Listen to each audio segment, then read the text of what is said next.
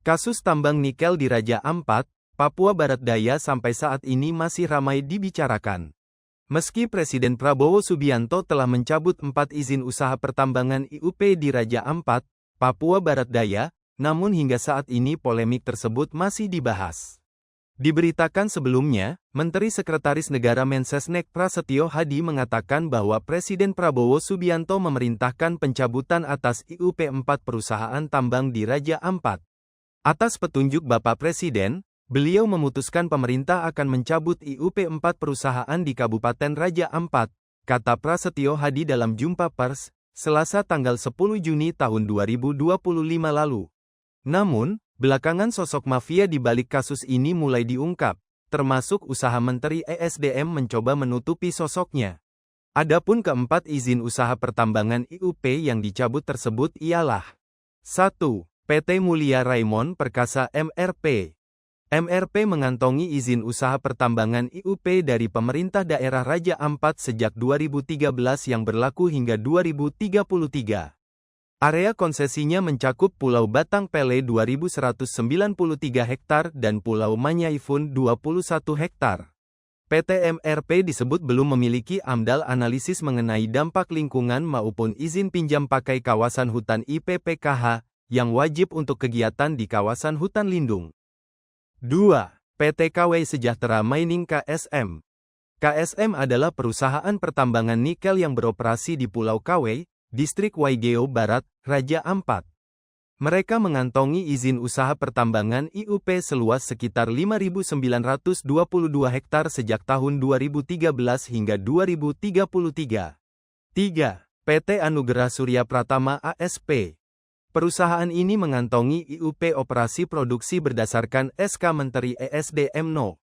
91 kuadriliun 201 triliun 51 miliar 135 juta 50.013 yang diterbitkan pada tanggal 7 Januari tahun 2024 dan berlaku hingga tanggal 7 Januari tahun 2034. ASP memiliki izin usaha pertambangan IUP seluas 1.167 hektar di Pulau Manuram, Kabupaten Raja Ampat. 4. PT Nurham. PT Nurham memperoleh izin usaha pertambangan IUP operasi produksi dari Bupati Raja Ampat melalui SK No. 316 tahun 2013, berlaku hingga tanggal 11 November tahun 2033. Namun dikabarkan izin ini tidak tercantum dalam daftar resmi Direktorat Jenderal Minerba Kementerian ESDM. Secara gamblang Said Didu mantan Sekretaris BUMN mengungkap skenario licik Menteri ESDM, Bahlil Lahadalia. Kasus tambang nikel di Raja Ampat tak hanya mengancam kerusakan lingkungan, namun menguak fakta baru. Saat era Jokowi, Said Didu menilai banyak aturan yang diubah demi memudahkan perusahaan mendapatkan izin tambang. Said Didu pun mengingatkan saat Undang-Undang Cipta Kerja diubah hingga semua memudahkan perusahaan pertambangan karena tak perlu analisis mengenai dampak lingkungan hidup AMDAL. Jadi memang Jokowi mengubah undang-undang untuk menjual negara ini. Jadi kepada seluruh rakyat Indonesia, udahlah Jokowi memang ini menjual negara ini, ucapnya berkali-kali dikutip dari Tribun Pekanbaru, Sabtu tanggal 14 Juni tahun 2025. Selain Jokowi, Said Didu meminta Airlangga Hartanto, Luhut Binsar Panjaitan, hingga Bahlil bertanggung jawab atas kerusakan alam di Indonesia. Menteri Investasi, Pak Luhut Binsar Panjaitan harus bertanggung jawab karena dia ikut mengubah aturan, tegas Said Didu. Bahlil juga harus bertanggung jawab. Kenapa coba? Tahun 2022, saya kenal baik Menteri ESDM Arifin Tasrif, itu dicabut kewenangannya. Saat itu izin tambang dan hutan dibatalkan, tapi dipindahkan ke Menteri Investasi, Bahlil pada saat itu. Pada saat itu terjadi persaingan antara Menko Luhut Binsar Panjaitan dengan Bahlil. Kelihatannya pada saat itu anak emasnya pindah, dari Luhut ke Bahlil mulai 2022, jelasnya. Said Didu menegaskan sejak saat itu semua izin tambang melalui Bahlil yang berstatus sebagai Menteri Investasi. Said Didu pun meminta Presiden Prabowo untuk mengaudit semua yang dilakukan oleh Bahlil. Awalnya, Said Didu menilai Menteri ESDM Bahlil Lahadalia sempat ingin merekayasa. Caranya, Bahlil membuat PT GAK Nikel Terbuka tampil baik hingga warga Indonesia tak melirik 4 usaha tambang lainnya.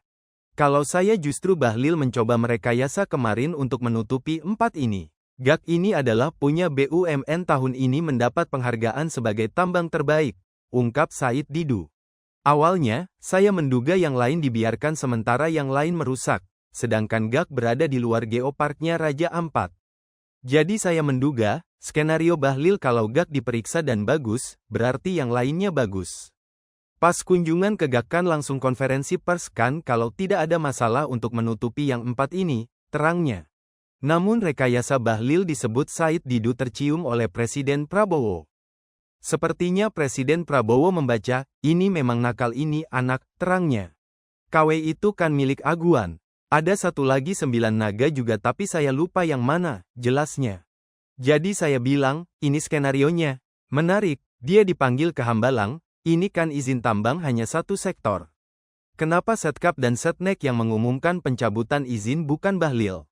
Nah lihat saat Bahlil kemarin dulu kita di birokrat tidak boleh menafsirkan keputusan presiden. Kemarin dia mencoba menafsirkan, akhirnya Teddy melototi dia teruskan. Jadi menurut saya Pak Prabowo sudah tahu anak ini nakal. Ketahuan nakalnya, jadi dia mau menutupi kesalahan 4 yang lain, karena ada 9 naga di situ, ungkap Said Didu. Ini skenario yang kebuka oleh Prabowo, tegasnya.